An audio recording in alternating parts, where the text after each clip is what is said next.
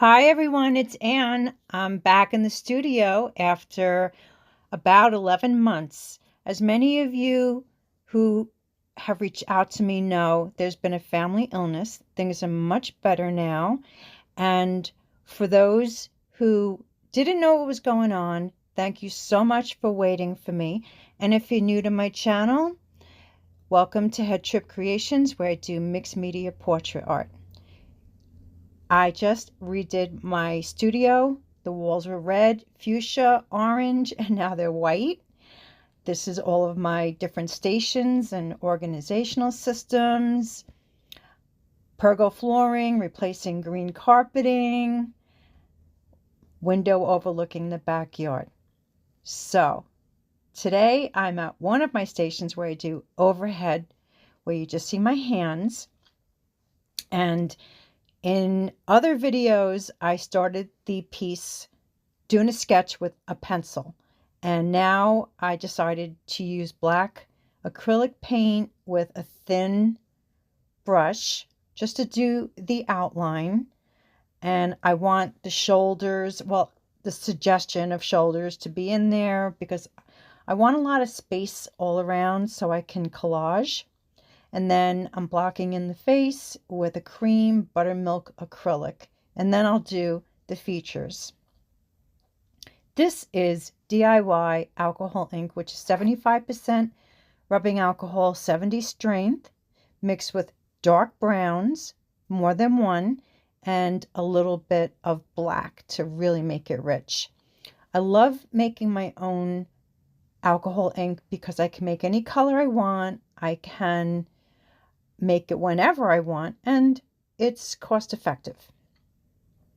So here I'm staining the paper and trying to get as close to around the face as possible and the neck as well. I rarely show the neck. I always color it in, add collage to it, do some doodling, because every inch on the canvas is precious and I want to make the piece interesting. Of course, white space is very important as well, in most cases, not always, to have a resting place for the eye or just to have contrast. So I'm almost ready to start the features, which I have to warn you, it looks a little bit like a scary doll at first, but what's cool about adding any kind of liquid, when it pools, it kind of creates lines when it dries. And sometimes you get lucky and you might see something that you can trace, and maybe it'll help you as a drawing aid. And that was the case here. I saw how I wanted the eyes because of the lines that were left when it dried, and I ran with that. So here I'm adding more of the ink, more black acrylic, diluted. I also use a reddish brown oil pastel stick. Here I'm following those lines with black acrylic paint to start drawing the eyes, the eyelids, the eyebrows, using different brushes. So I dry in between so I can work the layers and not deteriorate the paper. Here I'm using chalk pastel, Jane Davenport's birthday suit, oil pastel sticks, and here this is a restaurant or diner napkins. It's very brown and waffled, and this is old book paper that I've had for 30 years that I marked up with black acrylic paint, and it's very vintage. This is white acrylic paint. I'm just doing a dry brushing going all around to add highlights here and there. but not to cover anything. And then you'll see at one point I go really heavy with the brush next to her face on the left, right here. And I leave it as is. So you can see she's come a long way since that scary doll look. And this is the oil pastel stick in a reddish brown, adding it to parts of her hair. And when I use the alcohol on top of that, the alcohol actually melts the oil and it creates a nice texture. And this is the ink, the alcohol ink, and I'm kind of blending it in to make her hair fuller. But I'm not adding hair strands. I'm not trying to do her hair in a traditional way. It's more suggestive. So this is kind of like vintage, monochromatic, abstract, if I had to describe it. So I use a lot of the ink, the alcohol ink, throughout the piece. I use it to add texture, to stain the paper, to make areas darker,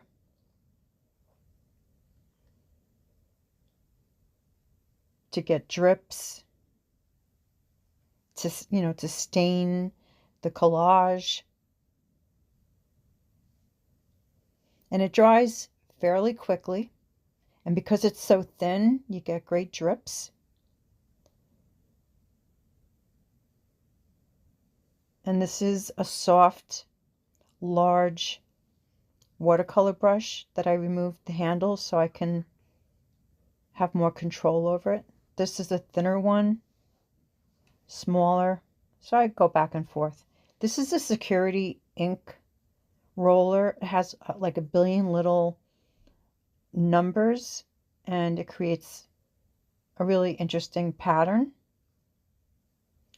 And this is a silicone brush. It's easy to clean, and I use it to apply my matte gel medium.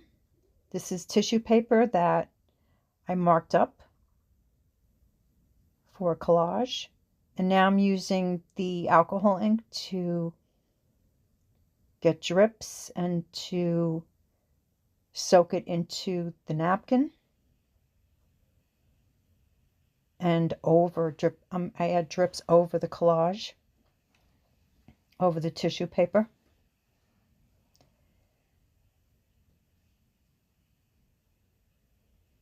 So that really drinks it up because it's very thin. You see those great drips. Look how rich that brown is because I added a little bit of black to it. So with a piece like this, I wasn't sure where the shoulders started and ended, how high or low it should be. So just kind of winging it and letting the ink kind of define it for me.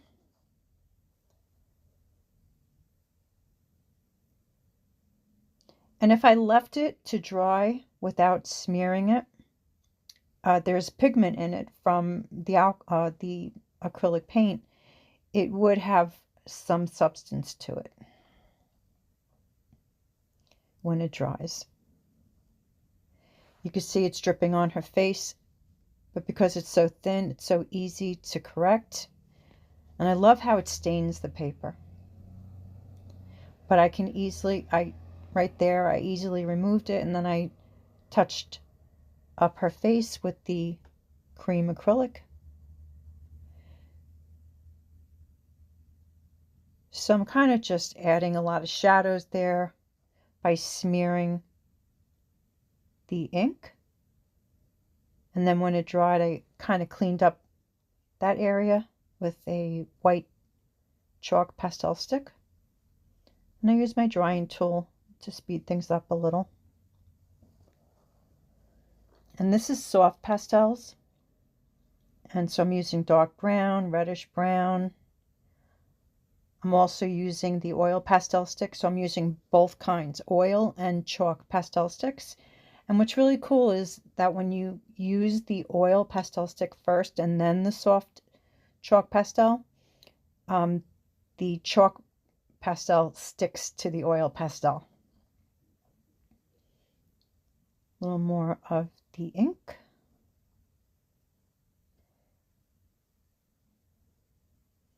The oil pastel. More of the oil pastel. And now I'm just cleaning up with the white chalk pastel stick. And then the final steps, I'm just detailing with the detail brush. I think it's called a rigger. Little eye shine. And she is done. So thanks again for waiting on me and for watching this video. I'm so happy to be back and to pick up where we left off. I hope you enjoyed the video. If you are new to my channel and you haven't subscribed yet, I hope you will. If you have any questions about my process or materials, leave a comment below. I would love to hear from you. Until then, take care. I'll see you soon.